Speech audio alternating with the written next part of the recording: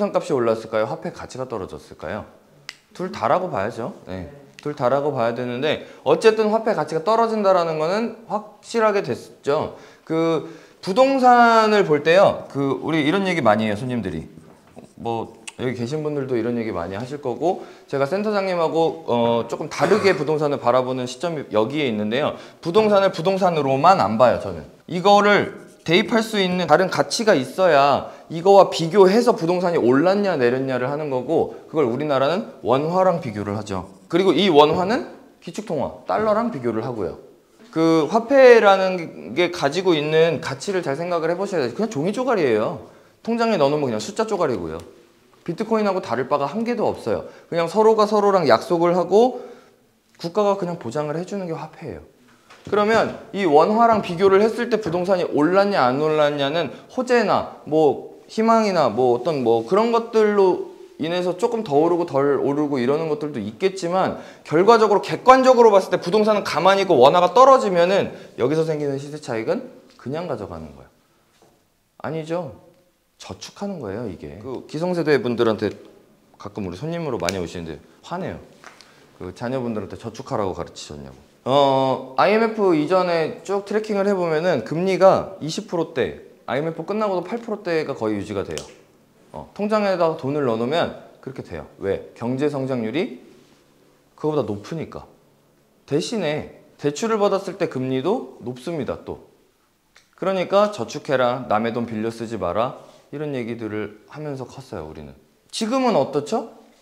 금리가 없어요. 거의 마이너스 금리라고 봐야 돼요. 왜냐면 경제 성장률보다도 금리가 더 낮기 때문에 그럴 수밖에 없어요. 그러면 물가가 지속적으로 상승하는 지금 이 시장에서 그리고 화폐가 어마어마하게 많이 풀려있는 이 시장에서 화폐 가치는 계속해서 이제 떨어져 내려간다라는 거고 부동산은 아무런 호재를 먹고 살지 않아도 그냥 그 자리에 있음으로써 가격이 올라갑니다. 자, 그러면 원화의 가치는 떨어지고 부동산의 가격은 오른다라고 봤을 때 이게 얼마나 큰 얘기인지를 아셔야 돼요. 양방으로 벌어진다라는 얘기거든요. 지금 뉴스 계속 보셔서 아시겠지만 세계적으로 가장 큰 이슈가 뭐예요? 네, 전쟁이에요. 이 전쟁이 아이고 어떻게 딱 해라. 그냥 그러고 마는 게 아니고 거기서 우리는 뭘 봐야 돼요? 돈을 봐야 돼, 돈을. 그래야 돈을 벌죠. 전쟁이 일어나면서 가장 큰 문제가 생길 만한 게 뭐가 있을까요? 네, 배가 묶입니다, 배가. 그 나라들만 못 드는 게 아니고요. 전 세계적으로 가장 큰 수출국이 어디죠? 네, 중국입니다. 중국이 배를 못 띄워요. 그런데 요번에 또 문제가 하나 더 터졌죠. 상하이에서 코로나가 20만 명인가? 뭐 몇 명이 걸렸대요. 결과적으로 무슨 일이 일어났어요? 상하이 항구가 봉쇄가 됩니다. 상하이 항구 봉쇄가 되면 지금 안 그래도 배가 안 떠갖고 지금 다 상하이로 몰아가지고서는 배를 띄우고 있었던 이 시점에서 그것까지 안 떠요. 지금 공사를 시작을 해야 되는데 제일 중요한 시멘트, 철근 안 와요. 기다려도 안 와요. 공사 현장은 600곳이 넘어가는데 뭐 재료가 들어와야지 공사를 진행을 하든가 말든가 하는데 사람들 다 불러놓고 공사 일정 밀리면 뭐가 늘어날까요? 인건비가 또 늘어납니다. 아이파크 건물 무너지면서 안전검사 기간이 늘어납니다. 법적으로 20%가. 이것도 인건비가 20%가 올랐다라는 얘기예요. 그러니까 같은 물건을 짓는데요. 이제 재료값이 더 들어요. 그러니까 우리가 물가 상승을 지금 당장 체감하지 못하는 이유는 바로 이것 때문인데요. 그 현실 물가, 그러니까 우리 그 외식업이죠. 쉽게 얘기를 하면 우리가 나가서 밥을 먹고 아니면 대형마트에서 뭐 물건을 사고 이런 것들 다 포함해서 이런 것들 소상공인 자영업자들이 그 마지막 방어선을 지켜줘서 가능한 일입니다. 이게 우리가 늦게 반영되는 이유가 이거예요. 물가 상승이 바로 안 일어나는 이유. 원자재 값이 지금 올라도 우리가 체감하는 거는 나중에 가서 체감하는 이유는 우리나라 자영업자 비율이 30%가 넘어갑니다. 자영업자가 받쳐주고 있는 이 나라 내수 경제 자체에서 이 마지막 최종 소비자 가격을 누가? 소비자가? 자영업자가 받쳐줘서 가능한 일이에요. 왜? 내가 부추값이 올랐다고 500원 국밥값을 올리면 저기 밑에는 계속 7,500원이거든. 못 올리거든. 내가 공깃밥을 지금 신동진 쌀이 제가 45,000원인가 썼던 것 같은데 지금 9만 원이래요. 1년 됐어요, 딱. 이런 원자재 값들은 다 올라. 재료값이 우리가 책정하는 게 30%에서 35% 정도 원가에서 그 판매가에서 그 정도로 잡았는데 지금 50%가 안 넘는 데가 없대요. 그러면 그만큼 물가를 올려야 되는데 그러지도 못해요. 경쟁업자들이 너무 많아서. 지금 이런 것들 때문에 가격이 오르는 게 더디게 느껴지는데 2년 걸립니다. 2년. 그리고 이 물가가 그 공급 물건이 묶이면서 생기는 문제보다 그냥 화폐가 많이 풀려서 생기는 문제는 2년 전, 3년 전부터 시작이 되고 있었던 거고 그게 작년 12월 달부터 체감되기 시작했었던 거죠. 원화가 얼마가 풀렸을까요? 네, 200조가 풀렸습니다. 추경을 13번 하는 나라는 우리나라밖에 없을 거예요. 세금을 추경이 뭐죠? 네, 추가로 더 돈을 푸는 거야. 근데 그 돈을 어디서 나서? 한국은행에서 돈을 찍어내거나요. 국채를 발행하거나 국채를 발행을 했으면은 팔아야 되는데 아무도 사주질 않습니다. 돈을 찍어내는 거랑 같은 효과예요. 자, 그러면 여러분들한테 다 똑같은 돈들을 나눠드리고 같은 물건을 사기로 했는데 여기에 어떤 알지도 못하는 사람이 갑자기 출처도 모르는 그 똑같은 돈을 가지고 시장에 딱 들어왔어요. 그럼 어떻게 될까요? 물건은 그대로 있는데. 네, 가격이 올라갑니다. 화폐도 물건이라고 보세요. 그리고 수요 공급을 보세요. 화폐가 수요가 아니고 화폐가 공급이라고 봤을 때 화폐가 많이 풀리면 공급량이 늘어납니다. 맞죠? 그리고 이게 소화되기 위해서는 다시 걷어가야 돼요. 그 나라에서 하는 정책이 세금 정책, 금융 정책 이런 것들로 돈들을 다시 회수해 가죠. 뿌린 만큼. 그 돈들은 어디에서 회수가 되죠?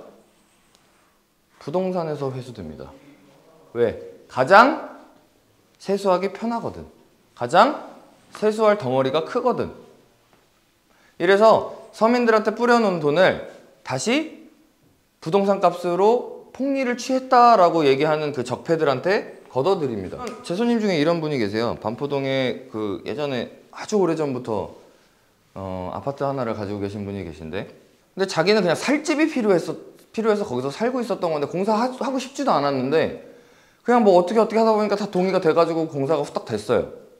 그 자기는 아주 그냥 옛날에 1, 2억 주고 사가지고 그 지금 분양권이 20억짜리가 2개가 딱 생겨버린 거예요. 근데 분양권도 아파트 주택수에 포함이 됩니다. 그래서 처분을 하려고 하니까 다주택자래 묶여 있어요. 지금 1+1 분양 이제 전매 제한 풀어준다라고 하는데 그때 당시에 묶여 있었어요. 이걸 팔지도 못하고 어떻게 하지도 못하고 그냥 등기 칩니다. 8% 취득세 내고 그리고 전세 줘요.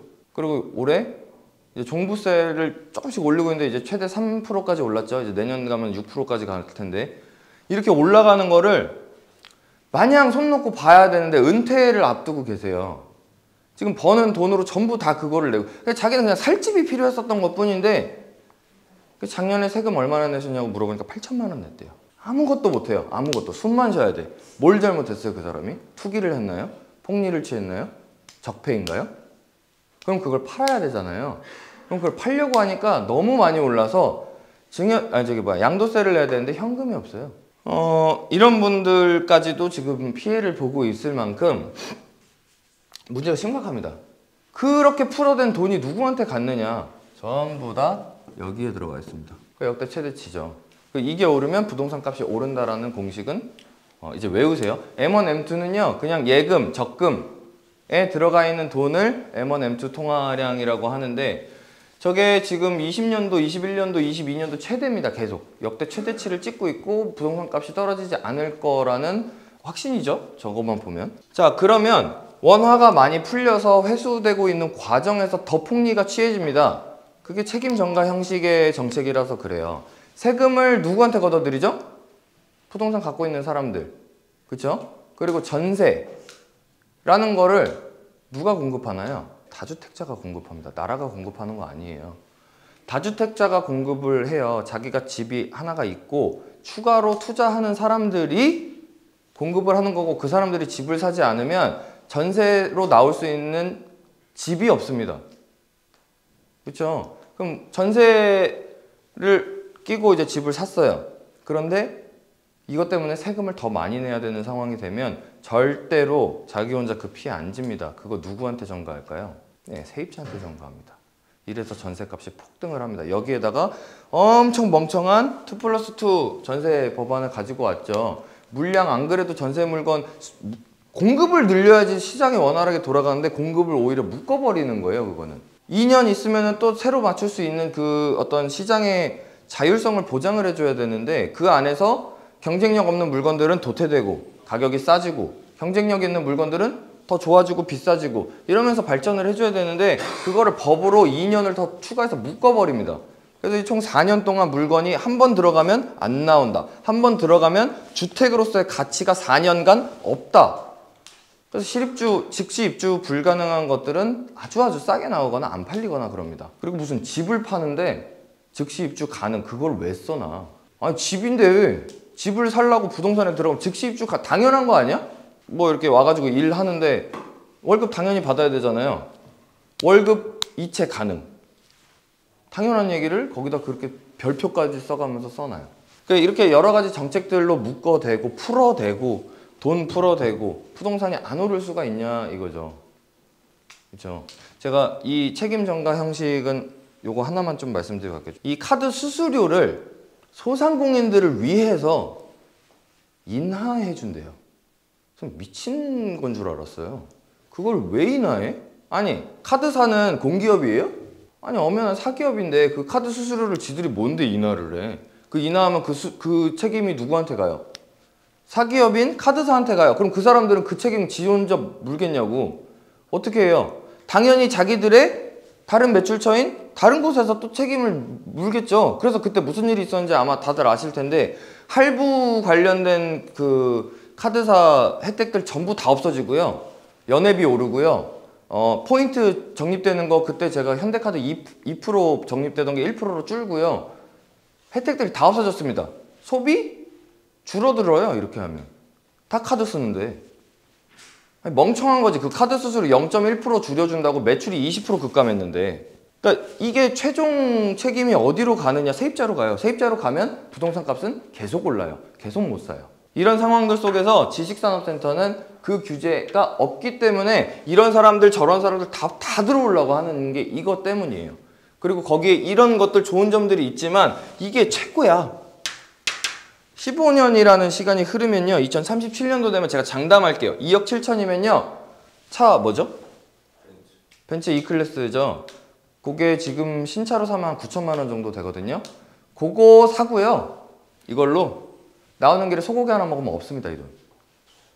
15년 뒤에 장담해요. 왜? 화폐가 그만큼 가치가 적어졌기 때문에 그래요. 베네수엘라 얘기는 다들 아실 거고 뭐 그 정도까지 급격하게 이루어지지는 않겠으나 지금 금리가 요번에 또 한 번 인상이 됐습니다. 금리가 인상이 돼서 소비 심리가 위축이 된다? 그거는 부동산은 해당 사항이 없습니다. 이번에는. 원래 금리가 오르면 부동산 시장에 부동산이 보합 또는 하락장에 들어가게 되는데 이번에는 아닙니다. 왜? 동시에 일어난 적이 한 번도 없었던 원자재가 폭등, 공급 부족 이게 동시에 일어났어요. 금리를 올리는 이유가 제가 아까 말씀드렸었던 많이 풀어놨던 돈들을 다시 걷어들이기 위해서라고 말씀을 드렸잖아요. 이게 수요와 공급에 관여하는 겁니다. 돈을 필요로 하는 수요가 너무 많아지니까 그 수요를 잠재우고자 금리를 올리는 거예요. 이렇게 하면 가계부채가 올라가기 때문에 사람들이 대출받는 거를 꺼려해요. 그리고 이 과정에서 시장이 안정화되기를 도모하는 건데 불가능합니다. 지금은. 왜? 예를 들어서요. 제가 마지막에 분양했었던 게 여기 그 바로 옆에 해리움이라고 미사 해리움 2차 있어요. 해리움 2차가요. 13평이에요. 13평. 13평 오피스텔이고요. 얘가요. 부가세 포함해서 5억입니다. 비싼 거는 한 5억 2천 정도 했었어요. 예, 이거 미분양이었어요. 비싸다. 그런데요. 제가 왜 비싸요? 그래서 아니 무슨 13평짜리가 5억이야. 근데 그 얘기를요. 신기하게도 6년 전, 7년 전에 똑같은 자리에서 똑같이 들었어요. 처음에 미사 들어오셨을 때 그 푸르지오 44평 말고 84 타입 30평짜리 얼마였어요? 3억 초반대였는데요. 그때 그거 미분양이었고요. 사람들이 아 무슨 미사가 아파트가 이렇게 비싸 그랬어요. 아니요. 더 전에도 그랬어요. 한 25년 전쯤에 강남의 대치 아파트 막 이런 데들 1억 조금 넘어가거나 뭐 안 하거나 그랬어요. 소형평수 막 17평? 요런 것들은 8천만 원인가 그랬어요. 그래서 뭐 몇 억이 넘어가면 아우 뭐가 그렇게 비싸? 어디가 뭐가 그렇게 비싸? 13평이 뭐 그렇게 비싸? 과거가 기준이 되면은 그래요. 항상. 왜? 고점은 지금이 가장 고점이니까. 한 번도 못 봤으니까. 비트코인 아시잖아요. 지금 얼마야? 한 4천만 원 하나? 그거 100만 원, 50만 원, 10만 원 심지어 가치가 없을 때도 있었어요. 그게 무슨 그렇게 비싸? 지금 2천만 원에 살 수 있는 기회가 온다면 사겠죠? 근데 그게 500만 원이었을 때 그 기회를 주면 에이 미친놈 그러죠? 여러분들도 다 판교가 올라오는 거 다 지켜보면서 오셨고요. 미사가 올라오는 거 다 지켜보면서 오셨고요. 지금이 고점인 것 같아. 떨어지면 살 수 있대. 떨어지기 시작하는데 그걸 누가 사요? 망하고 있는데 곤두박질 치는데 아무도 못 사요. 바닥 치면 사야지. 바닥이 어딘지 어떻게 알고 사? 그게 바닥인지 아닌지 어떻게 알아? 몰라요. 그러면 이것도 그 과거가 기준이 되니까 비싸다라고 느껴지는 건데요. 저는 그렇게 생각 안 해요. 돈은 그대로 있고요. 내가 사용할 수 있는 가치가 줄어든다고 생각합니다. 그래서 40평짜리 아파트가 6년 전에 미사에서 5억이었어요. 5억도 안 했죠? 5억도 안 했어요. 6년, 7년이라는 시간이 지나서 그 같은 돈으로는 13평밖에 못 사요. 자, 같은 6년, 7년이 지나면요. 이 같은 돈으로요. 5평밖에 못 살아요. 내가 살 수 있는 공간이 계속 좁아지고 있는 거예요. 자, 그럼 어디를 기준으로 봐야 돼요? 미래를 기준으로 봐야 돼. 아무리 못해도 지금을 기준으로 봐야 돼요. 자, 이때 당시에 이거를 할 때요. 확정되어 있는 게 있었습니다. 분양 승인이 난 곳이 2군데가 더 있었어요. 분양 승인이라는 얘기는요. 분양가가 정해졌다라는 얘기입니다. 분양가가 정해진 곳이 2군데가 있었는데 바로 옆에 해리움 3차 5억 3천 바로 앞에죠. 그 동양파라고 모델하우스 부지 6억 2천 확정이었습니다. 자, 그러면 이게 확정이 됐으면 얘 기준이 여기로 가야지 왜 과거로 돌아가냐고 자꾸. 뭐가 그렇게 불안해서. 이게 확정이잖아요. 그런데요. 더 신기한 거 알려드릴까요? 얘네들 지금 땅 팔고 모델하우스 철수했습니다. 왜? 6억 2천이라고 책정해 놓은 그 분양가도 단가가 안 맞아서. 왜? 철근 가격이 한 달 사이에 60%가 급등했어요. 한 달 사이에 66% 올랐대요. 오늘 아침에 뉴스 보니까. 3월 20일하고 4월 20일하고 비교했을 때 철근 가격이 60%가 넘게 오르고요. 시멘트 가격도 20%가 넘게 올랐습니다. 미친 거죠. 그렇게 많이 오르는데 이거 공사비 감당이나 하냐고. 못해요. 그러면 6억 2천이라는 5억에 분양하는 것도 미분양이었는데 6억 2천, 1억 2천이라는 시세 차익이 분명히 더 있는 건데도 불구하고요. 그리고 그래서 제가 왜 6억 2천인지 땅을 비싸게 샀나 그러고 땅 매입 시기를 봤는데요. 땅값 똑같이 샀습니다. 똑같은 가격에. 정말 그러면은 지금 이거 다 포기했어요. 그러면 오히려요. 더 안 들어온다는 거예요. 입주 물량이 더 사라진다라는 거예요. 공급이. 몇 개 안 되지만. 그래갖고 여기요. 떡상했습니다. 지금. 제가 여기 인테리어 하면서 느꼈었던 건데 옛날하고 달라요. 불과 몇 년 전에는 요 정도 하는 데는 한 1,000만 원 초반대? 정도면 충분히 했었던 것 같아요. 3천만 원 넘게 들어갔어요. 그리고요. 그게 싸게 한 거래요. 내가 다 물어보니까 요즘에 엄청 비싸대요. 모든 게. 그래서 이제 그 물가를 자꾸 나는 옛날에 내가 했었던 그 기준으로 자꾸 잡게 되는데 나부터도 그렇지 않아요. 이게 지금 기준이 그때랑 사정이 너무 많이 다르더라는 거죠. 생각해 볼게요. 우리가 월급 받는 일을 하고 있다. 예를 들어서 자, 우리 혜민이는 잘 모르겠지만 10년 전에 보다 예를 들어서 우리가 같은 회사를 쭉 다니고 있다고 칠게요. 10년 전보다 지금의 월급이 올랐겠죠? 많이 올랐겠죠? 직급도 뭐 이렇게 높아졌을 테니까. 근데 옛날에는 내 월급 얼마 이렇게 받으면 그거 가지고 생활비도 막 이렇게 많이 주고 옷도 사 입고 경조사도 막 다니고 여유롭게 살았을 거예요. 여행도 좀 가고. 그래도 돈을 또 저축도 하고. 그죠? 10년이 딱 지났는데 뭔가 좀 빡빡해. 왜 이렇게 돈을 여기서 많이 쓰나? 좀 아꼈어. 이 소리가 절로 나옵니다. 그러고서 이제 걱정이 시작이 되죠. 10년 뒤에는 어떻게 될까? 그러면서 이제 나이는 계속 먹어가는데 언젠가는 은퇴도 해야 될 텐데 물가는 나를 기다려주지 않고 가야 되는 여행들은 밀려있고 이게 점점 빡빡해져요. 지금 이 손님들로 오시는 분들이 이 얘기를 정말 많이 해. 특히 임대아파트에 계시는 분들이 이 얘기를 진짜 많이 해요. 그때는 집이 필요가 없다고 생각을 했다. 나라에서 다 해주는데 왜 필요하냐. 그냥 난 내가 벌 거 벌어서 쓸 거 쓰고 하면 된다. 그래서 10년 이 얘기를 제가 손님한테 들은 거예요. 10년 전에는 이렇지 않았다고. 그럼 월급이 좀 줄어드셨나요? 월급은 오히려 올랐대. 소비력은 감소하고 물가는 오르고. 이런 상황들 속에서 지금 내가 할 수 있는 방법은 부동산으로 돈을 버는 방법이 아니고요. 부동산에 저축하는 겁니다. 내 돈을 그냥 지켜주는 거예요. 그냥 까먹어요. 원화를 투자 가치라고 생각을 한번 해보세요. 예금 통장에 돈이 있으시다. 그냥 돈에 투자하시는 거예요. 원화에. 원화의 가치가 오를 것이다. 우리나라가 경제 성장률이 세계 경제 성장률보다 높으면 우리나라 원화 가격이 올라요. 달러에 비해서. 미국이 100이야. 우리나라가 50이야. 그럼 똑같은 수치로 가면은 그 가치가 그대로 있는 거고요. 미국은 100 그대로 있는데 우리나라가 60이 되면 이 10만큼의 가치가 성장한 거예요. 그래서 그만큼 원화 가치가 올라갑니다. 달러 가치가 떨어지는 게 아니고. 기축통화가 역할이 그거예요. 그럼 모든 거의 원점을 다 기축통화라고 봤을 때 아니에요. 사실은 물건이에요. 석유고요. 철근이고요. 금이고요. 석탄이고요. 이런 것들이 가장 기축이 되는 그 통화라고 봐야 되는 건데, 우리가 지금 할 수 있는, 우리 투자자들이 지금 할 수 있는 가장 내 재산을 지킬 수 있는 방법은 부동산 밖에 없어요. 근데 그 부동산이 세금으로 다 걷어가면 그 똑같은 얘기잖아요. 그러면 부동산을 하되 나라에서 안 뺏어가는 것들을 해야 된다. 그럼 나라에서 오히려 퍼주는 것들을 해야 되는데 그게 바로 지식산업센터다. 그리고 이 15년이라는 시간 동안 나는 원금을 갚지 않아도 된다라는 얘기는, 아빠가 저한테 돈을 빌렸어요. 근데 안 갚어. 그러면 나는 그냥 내가 빌려줬으니까 당연히 내가 받아야 되는 건데, 이거 깎아줄게. 이만큼이라도 좀 주세요. 이만큼이라도 좀 주세요. 이만큼이라도 좀 주세요. 그 15년이 지나면 내 코앞까지 와 있다고. 내가 안 가도. 그래서 좋아요. 너무 단순한 이유거든요. 진짜 이거 다 알면서 다 별로 중요하게 생각을 안 해요. 이런 거 중요하지 않아요. 대출 80%더 나와요. 90%도 나와요. 안 받는 사람도 있어요. 심지어 세금 안 내는 거, 주택수에 포함되고 안 되고 중요한데요. 사실 그거에 해당하는 사람은 몇 명 안 돼요. 상담해보면. 아파트 사셔도 돼요. 취득세가 문제인 거지 다른 것도 문제 없어요. 취득세 감면? 50% 감면해 주는 거? 실입주 안 하면 못 받아요. 평당가 저렴한 거? 이거는 좀 있죠. 평당가 저렴한 건 좀 있는데, 평당가 저렴하면은 요즘엔 좀 또 안 그래요. 이게 왜 저렴하냐면, 지식산업센터는 특수한 그 용도로 만들어지는 건물이기 때문에 나라에서 승인을 내줘야 돼요.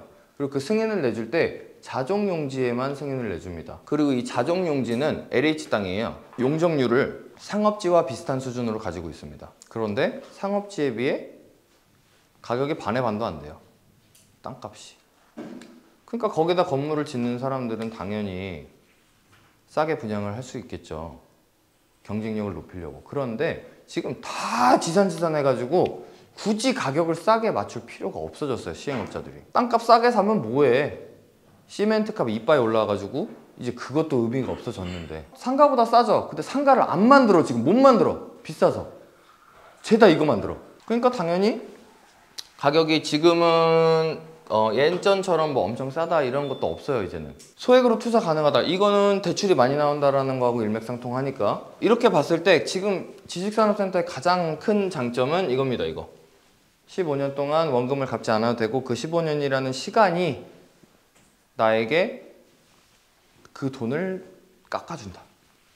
갚아야 되는 돈을. 그럼 분양을 할 때 지식산업센터 뿐만이 아니고 분양을 해야 되는 이유는요, 그냥 이게 선물의 개념이라서 그래요. 지금 10% 가지고 투자를 할 수가 있고, 잔금이나 이런 것들은 나중에, 그리고 그 안에서 자유로이 매매를 할 수가 있다라고 하면 분양해야 돼요. 왜? 세미나 보신 분들 있으실 텐데 휘발유라고 얘기를 또 해볼게요. 차 타고 다니시죠? 안 타고 다니시는 분들도 계신데, 예를 들어서 내가 운전하는 업이라고 칠게요. 그러면은 매일매일 기름을 넣겠죠? 확정적으로 기름을 넣겠죠? 그런데 기름값이 리터당 2,000원이라고 칠게요. 그리고 하루에 100리터를 넣는다고 칠게요. 그럼 20만 원입니다. 그런데 기름값이 오를 것이 확정돼 있어요. 확정돼 있어요. 그리고 내 집이 좁은 집도 있고 큰 집도 있고 이렇게 있을 텐데, 우리 집은 적당하게 커서 생각을 합니다. 앞으로 계속 오를 텐데 제일 싼 시간은 오늘이니까 오늘 내가 휘발유 통에다가 담을 수 있는 만큼 담아서 집에다 쟁여놓자. 그리고 어차피 넣어야 되니까 넣자. 근데 그 금액이 오늘 사면 10%만 내면 된대요. 예를 드는 거예요. 자, 그러면 하루에 20만 원씩 한 달을 넣으면 600만 원인데요. 그 중에서 10%만 넣으면 된대요. 그래서 60만 원만 먼저 주유소에 줘요. 그리고 나서 한 달치를 삽니다. 자, 그리고 집에다 다 쟁여놔요. 그리고 딱 하루가 지나니까 2,100원이 되고 2,200원이 되고, 자, 슬슬 운전하기가 싫어지네. 가만 있어봐. 타산 좀 맞춰보자. 이거 이렇게 해가지고 뭐 기름값 내고 뭐 하고 하면 나한테 한 달에 한 100만 원 남았는데, 지금 한 일주일 딱 지나니까 2,500원이야. 가만 있어봐. 지금 이럴 때가 아니야. 더 사야 될 것 같아. 더 사옵니다. 왜? 10%만 있으면 되기 때문에. 이게 가능한 시장은 상승이 확정되어 있을 때만 가능한 그 유리한 시장이에요. 분양 왜 하고 매매를 왜 하냐고. 뭐 분양 그 임대 보장, 뭐 5년간 임대 보장 5%. 이게 왜 중요해? 그냥 부동산 가면 5% 아니고 10%짜리 임대 이미 받고 있는데도 널렸는데 그거 매매하면 되지. 뭐하러 분양받냐고. 매매는 그냥 지금의 시세대로 지금의 물건을 그대로 거래하는 거예요. 분양은 나중에 거를 나중에 시세로 10%만 내고 사는 거야. 그럼 나중에 거를 나중에 10%만 내면 그럼 나중에 사도 되는 거 아니야? 아니죠. 그 이상의 값어치는 장담할 수가 없으니까 미리 리스크를 거는 건데, 그 리스크가 확정적으로 없다라는 걸 우리가 이미 알고 있으면 왜 안 하냐는 거지. 제가 부동산 좋아하는 이유가 이거예요. 그냥 우리 덧셈, 뺄셈 이런 것만 할 줄 알면요, 공식은 정해져 있습니다. 그리고 이 값만 적으면 되고요. 그럼 돈 벌어요. 아무도 안 적더라고. 무슨 공급이냐면요, 내가 살지 말아야 될지 고민하는 게 호재가 얼마나 많으냐 다 필요 없습니다. 내가 살려고 하는 물건을 필요로 하는 사람이 얼마나 있느냐를 보시고요. 그 물건을 가지고 있는 사람이 얼마나 있는지를 보시고요. 플러스 값이면 사시면 됩니다. 그 차익이 언제 실현되는지가 중요한 거고, 그거를 현장에서는 제가 이제 맡아서 하는데요. 그거를 알려드릴게요, 지금부터. 자, 수요하고 공급을 도대체 어떻게 알 수가 있느냐. 지식산업센터는 알 수가 있습니다. 너무 알 수가 있습니다. 예비 수요 이딴 거 다 뺄게요. 진짜 실수요만 볼게요. 자, 수요는요, 다시 실수요와 투자 수요로 갈립니다. 아파트랑 완전히 다른 개념이에요. 아파트랑 같이 보시면은 다 틀립니다. 아파트는 실수요도 가능하면서 투자 수요도 가능하면서 둘 다 왔다 갔다 할 수 있어요. 그렇죠? 안 되면 내가 살면 되지 뭐, 안 되면 우리 딸 주지 뭐, 이러고 말아요. 그죠? 안 되면 전세 주지 뭐, 이러고 말아요. 그런데 지식산업센터는, 아니 여기 사무실 안 나가면 직접 쓰실 분 계세요? 거의 안 그래요. 나눠놓고 가야 돼요. 그리고요, 실수요랑 투자 수요는 정확히 반대돼야지 가능합니다. 예를 들어서 제가 이 지식산업센터가 공급 중에 하나인가요? 여기가 1000개가 넘어요. 그 중에 하나인가요? 아니에요. 왜? 우리가 들어서 쓰고 있잖아. 여기 옆에는 여기 임차로 들어왔다고 칠게요. 그럼 여기 공급 중에 하나인가요? 아니에요. 실입주자들 그냥 패스예요. 왜? 여기는 어차피 우리가 못 들어가는 데니까 공급이 아니야, 그 사람들한테는. 그 사람들이 실질적으로 필요로 하는 거는 지식산업센터 한 칸이 아니고요, 비어있는 지식산업센터 한 칸입니다. 공실이 되어야만 이 사람들한테 의미가 있는 거고요, 공실이 아니어야만 이 사람한테 의미가 있는 거예요. 그러면 그게 공실이 될까? 전 그래요. 공실 아니면 더 좋죠. 더 비싸게 파는데. 공실 걱정, 그래서 저희 손님 중에서 공실 걱정하는 사람들이 없어요. 공실을 왜 걱정해? 공실되면 실수요자한테 더 비싸게 파는데. 아파트 생각해보세요. 즉시 입주 되는 거하고 안 되는 거하고 가격 차이 얼마씩 나요? 기본 1억입니다. 기본. 지식산업센터도 그래요. 투자 수요는 평당 700에 사고요, 실수요는 평당 1000에 사요. 왜? 실수요는 대출도 더 많이 나오고요, 실제로 내가 이거 여기서 들어가지 못하면은 갈 데가 없거든. 왜 갈 데가 없어? 여기 이렇게 많은데. 한 칸 기준이면 그래요. 그냥 그동안 월세 받는 걸로 좋겠다. 그런데 지금은 금리가 올라가고 있습니다. 그래서 월세는 내가 목돈을 넣고 푼돈을 나눠서 받는 개념인데, 시간이 가면 갈수록 화폐 가치는 떨어진다라고 하면 지금 500만 원씩 받는 돈이 5년 뒤에는 300만 원을 받는 효과랑 똑같습니다.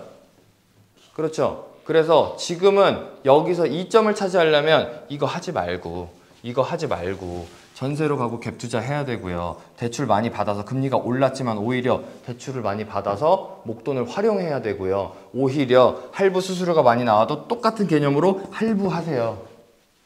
나중에 내가 갚아야 되는 돈이 적어지니까. 언제까지? 3년은 이렇게 갑니다. 아직 물건 공급에서 생기는 화폐 가치 하락은 시작도 안 했다고 생각해요, 아직은.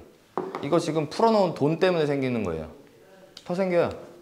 오늘 아침에 뉴스에서 나오더만. 제가 그저께 분석해 놓은 건데 금리가 4월달 들어갔고 0.25% 오르고 올 한 해 동안 2번 정도 0.5 정도 더 오를 것이다 라고 얘기를 하더라고요. 이거 못 올려요. 이거 올리면은 그 우리 IMF입니다. 그 스태그플레이션이 이걸 올리면 이제 생기는 일인데, 시장이 불안할 때 가만히 있으면, 그쵸? 가만히 계시면 안 됩니다. 뭐라도 해야 되는데 그 뭐가 내가 저축인 것이냐 아니면 이 기회를 발판 삼아 투자하는 것이냐 정도의 차이만 될 뿐이지, 가만히 있는 원화를 M1, M2 통화량에 그대로 두고 있는 것 자체는 손해입니다. 미국이 작년 한 해 동안 인플레이션 물가 상승률을 8% 지금 상반기까지 들어가지고 9%가 넘어갔어요. 물가 상승률이. 이거를 역산하면요, 자, 물가가 상승했다는 소리는 10,000원으로, 그죠? 정식 하나를 먹을 수 있었어요. 얘가 900원이 올랐다라는 얘기잖아요. 그렇죠? 얘가 900원이 하락했다는 소리가 아닙니다. 이걸 역산하면 12%가 됩니다. 이해하셨나요? 물가가 9%가 상승한 거는 내 돈의 가치가 9%가 하락한 게 아니에요. 역산해야 돼요. 그래서 이렇게 3년간 오른다. 그쵸? 10%씩 3년 오르면 30%네? 땡. 복리입니다. 10,000원이 내년에 11,000원이 되고요. 11,000원이 내년에 12,100원이 됩니다. 복리로 3년간 계산을 하면 37.3%인가? 그렇죠? 그렇게, 네, 그렇게 되는데 그걸 역산을 하면 45%가 넘어가요. 통장에 1억을 가지고 계신 분들, 우리 내 동생 3년이 딱 지나고 나면은 그 통장에 있는 1억은 6천만 원의 가치도 못합니다. 그래서 해야 돼요, 부동산은. 10년 전에 같은 물건을 샀을 때를 한번 생각을 해보세요. 저는 장을 안 본 지 하도 오래돼가지고 사실 본 적이 없어요. 어릴 때 그 생각은 나요. 어릴 때 엄마가 배추가 500원이었는데 1,000원이 됐다든지 뭐 이런 얘기를 들었었던 기억이 나는데, 지금 10,000원이 넘지 않나요? 그게 오른 거예요, 그만큼. 지폐를 왜 10,000원짜리 국권에서 신권 만들 때 50,000원짜리를 왜 만들었겠어요? 돈의 가치가 그만큼 떨어졌기 때문에 그 돈들이 많이 모여야만 같은 가치를 하니까, 많이 모이면 두꺼워지니까 한 장으로 압축시킨 거예요. 왜 지금 10,000원, 1,000,000원, 억 단위까지 가겠어요? 우리 맨 처음에 원 단위였어요. 1원, 2원, 10원. 월급이 저는 모르지만 아주 먼 옛날에는 뭐 20원, 30원 그랬었던 게 지금 억 단위, 10억 단위까지 와 있잖아요. 그게 인플레예요. 경제를 찢어 먹어야 되고요. 우리 부동산으로 무조건 이득 보는 거, 부동산 말고 돈 버는 방법 알려드릴게요. 정말 쉽습니다. 돈 버는 방법. 경제 원리를 생각을 해보시면 쉬워요. 경제 원리가 제로 썸입니다. 무슨 이야기인지 아세요? 두 개를 더하면 0이 된다라는 소리예요. 제로 썸, 이게 더하기라는 소리인데, 5 더하기 마이너스 5는 0 이겁니다. 내가 5의 이득을 보려면 누군가는 5의 손해를 봐야만 가능하다라는 이야기고, 이거는 윈윈이랑은 정반대되는 개념인데, 우리 이 경제는 윈윈이라는 그 전략을 안 좋아해요. 싫어해요. 없어요. 경제가 성장하지 않는 시장에서는 더 그래요. 경제가 급격하게 성장하는 시장에서는 윈윈이 존재하겠지만 하락세에 있을 때는 제로섬입니다. 자, 그러면 이거를 얘기해 볼게요. 이렇게 피자라고 칠게요. 파이. 이 파이를 나눠 먹는 구조를 봤을 때 내가 많이 먹는 게 돈을 버는 방법이죠. 자, 더 쉽게 얘기해 드릴게요. 자, 저기에 상민이하고 저하고 여기 있는 남자들하고 이렇게 앉아가지고 이렇게 일렬로 쭉 앉았어요. 오케이? 그리고 피자 한 판씩을 앞에다 두고 있어요. 이 피자는요 2인 1피자입니다. 그래서 여러분들이 그 앞에 가갖고 앉아가지고 피자를 드실 수가 있겠는데, 알고 있습니다. 혜민이도 여기 앉아있어요. 이 김혜민 대리는 한 조각밖에 못 먹는 걸 알아. 그래서 내가 저기 앞에 앉으면 많이 먹을 수 있는 걸 알아요. 그리고 남자 새끼들 딱 이렇게 앉아있는데 딱 봐도 많이 먹을 것 같아. 그리고 확정적으로 알아. 저기 안에 있는 누군가는 피자 한 판을 혼자 다 먹는다는 사실을.